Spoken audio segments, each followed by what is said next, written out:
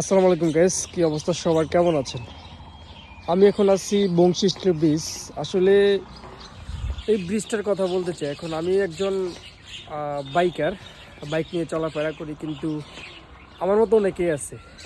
এখন তাদের উদ্দেশ্যে বলা, এই যে স্টিল ব্রিজটা দেখতেছেন, এখানে কিন্তু কুয়াশা পুরা ভরপুর পানিতে, ঠিক আছে?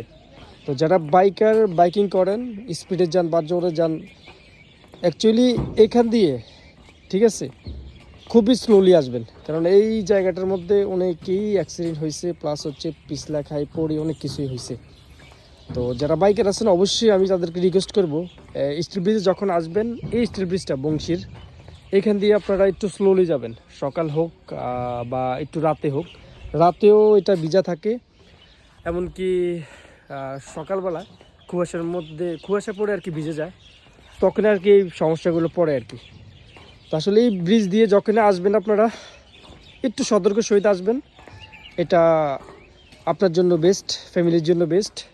দুর্ঘটনা থেকে বাঁচতে পারবেন।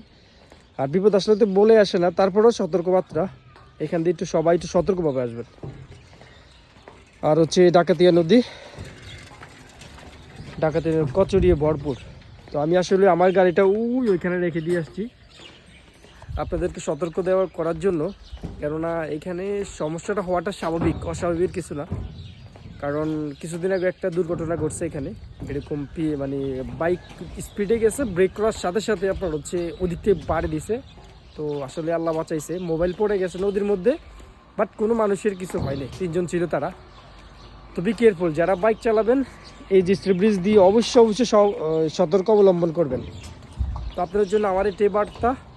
ভালো থাকবেন, সুস্থ থাকবেন, আল্লাহ হাফেজ, আসসালামু আলাইকুম।